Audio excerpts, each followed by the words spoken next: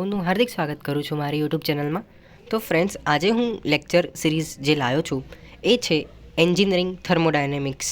બરાબર, સબ્જેક્ટ એનો રહેશે એન્જિનિયરિંગ થર્મોડાયનેમિક્સ, જે generally third sem diploma in એન્જિનિયરિંગમાં થર્ડ સેમ જે આ પ્રકારના જે કોર્સ છે, જેમ કે મિકેનિકલ એન્જિનિયરિંગ, મેકાટ્રોનિક્સ એન્જિનિયરિંગ તેમજ મરીન એન્જિનિયરિંગ. બરાબર, તો આ ત્રણ સબ્જેક્ટ એટલે કે આ ત્રણ કોર્સમાં આ સબ્જેક્ટ જે છે આવે છે. અને જનરલી આ સબ્જેક્ટ જે છે મિત્રો, અમુક સ્ટુડન્ટ્સને ખૂબ એવા હાર્ડ પડતા હોય છે, અને જેથી કરીને એ લોકોને બેકલોગ રહે છે. અને એ બેકલોગ જે છે એ અમુક વાર એવું પણ થાય છે કે છેક સુધી રહે છે, એટલે કે જ્યાં સુધી સેમિસ્ટર 6 કમ્પ્લીટ નથી થતું, બરાબર, ત્યાં સુધીમાં અમુક લોકોની આ બેકલોગ જે છે પેન્ડિંગ રહે છે.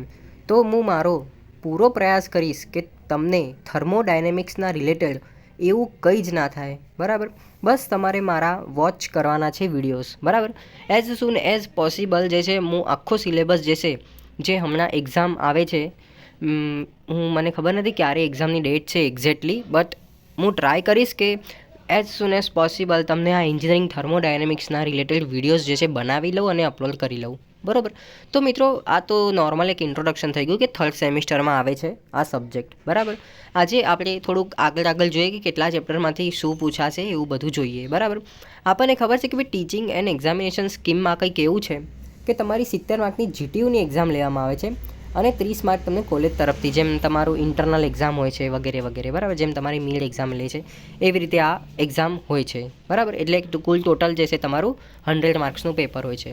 બરાબર, જેમાં 70 માર્કની જીટીયુ અને 30 માર્ક તમને કોલેજમાંથી આપવામાં આવે છે. તો ખબર પડી ગઈ.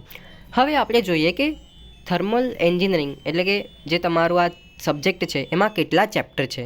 તો ચેપ્ટરની સંખ્યા જે છે એ 5 છે. બરાબર, જેમાં સૌથી પહેલું ચેપ્ટર જે છે એ છે બેઝિક કોન્સેપ્ટ ઓફ થર્મોડાયનેમિક્સ. બરાબર, બીજું ચેપ્ટર જે છે એ છે ફર્સ્ટ લો ઓફ થર્મોડાયનેમિક્સ. ત્રીજું ચેપ્ટર જે છે એ છે સેકન્ડ લો ઓફ થર્મોડાયનેમિક્સ. અને ચોથું ચેપ્ટર છે ideal gas and thermodynamic process. Generally મિત્રો એવું છે, જેમ તમે આગળ બેચલર ઓફ એન્જિનિયરિંગ કરશો, બરાબર, તો થર્ડ લો ઓફ થર્મોડાયનેમિક્સ પણ છે.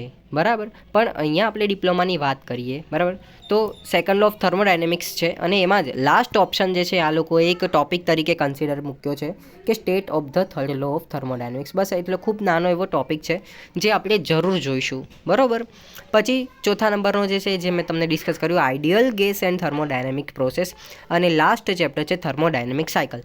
મોસ્ટ ઇમ્પોર્ટન્ટ છે મિત્રો. બરાબર, ઘણી વખત જે છે તમે સાયકલો જે છે નથી કરતા, પણ 7 માર્કની આજુબાજુ આ સાયકલો જે છે પૂછવામાં આવે છે. બરાબર, અને તમે એકવાર જો આને જોઈ લેશો, હું તમને જરૂર તમને એક્સપ્લેન કરીશ. બરાબર, એ બી ગુજરાતીમાં. તો મિત્રો આપણે સૌથી પહેલાં જે છે જોઈ લઈએ કે આપણને કેટલા માર્કમાંથી શું પૂછવામાં આવે છે.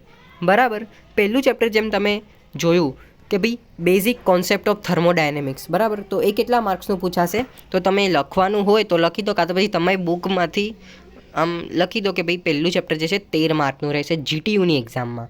પછી બીજું chapter first law of thermodynamics એ 15 માર્કની આજુબાજુ પૂછાશે. ત્રીજું જે છે chapter second law of thermodynamics, એનામાં જીટીયુનું વેઇટેજ 8 માર્ક્સનું રહેશે. બરાબર, ચોથું ચેપ્ટર જે છે એ છે ideal gas and thermodynamic process, કે જે 17 માર્કનું રહેશે, જે બહુ ઇમ્પોર્ટન્ટ છે. તેમજ 5મા નંબરનું બી જે છે થર્મોડાયનેમિક સાયકલ, એ પણ મોસ્ટ ઇમ્પોર્ટન્ટ છે, કેમ કે 17 માર્કનું પૂછવામાં આવે છે. જો તમે છેલ્લા 2 ચેપ્ટર બી કરી લો, બરાબર, જેમ હવે એક્ઝામ આવે છે, તો બી તમે ખૂબ સારું એવું સ્કોર કરી શકો. અને પહેલા ચેપ્ટરમાં બી જોવા જઈએ તો કશું જ નથી. બરાબર, તો આવી રીતે 3 ચેપ્ટર, પહેલું ચેપ્ટર, ચોથું ચેપ્ટર અને 5મું ચેપ્ટર બી તમે કડકડાટ કરી લો. બરાબર, તો આઈ પ્રોમિસ કે તમે ઇઝીલી જીટીયુમાં જે તમારે 23 માર્ક કે તેના કરતાં વધારે લાવવાના હોય, બરાબર, તો તમે ઇઝીલી લાવી શકશો. બરાબર, અને હું તમને એક એટ ધી એન્ડ એક સજેશન આપવા માગું છું. જ્યારે બી એક્ઝામ હોય, સપોઝ કરો કે કાલે મારી એક્ઝામ છે, બરાબર, તો પ્લીઝ હમ્બલ રિક્વેસ્ટ છે, એના એક દિવસ પહેલાં કે પછી 1-2 દિવસ પહેલાં, એક રાત પહેલાં, કાં તો પછી સવારે ફક્ત તમારે આનું જીટીયુના લાસ્ટ પ્રીવિયસ યરના પેપરો 5, કાં તો પછી એટલીસ્ટ મિનિમમથી મિનિમમ 3 જીટીયુના છેલ્લા પેપર અને વધારેમાં વધારે 5 જીટીયુના પેપર તમારે એકવાર જોઈ લેવાના.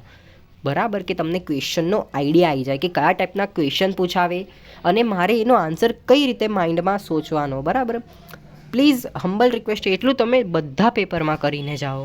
બરાબર, હું બી આજે સ્ટડી કરું છું. બરાબર, મારે બી અત્યારે મારી પરીક્ષા ચાલે છે, પણ તો બી ઘણા લોકોની રિક્વેસ્ટ આવી હતી, બરાબર. તો એટલે હું આના રિલેટેડ વિડીયો બનાવું છું મિત્રો, બરાબર. તો પ્લીઝ અગર તમે મારી ચેનલમાં નવા છો તો લાઇક કરી દો, શેર કરી દો અને સબસ્ક્રાઈબ કરી દો, બરાબર.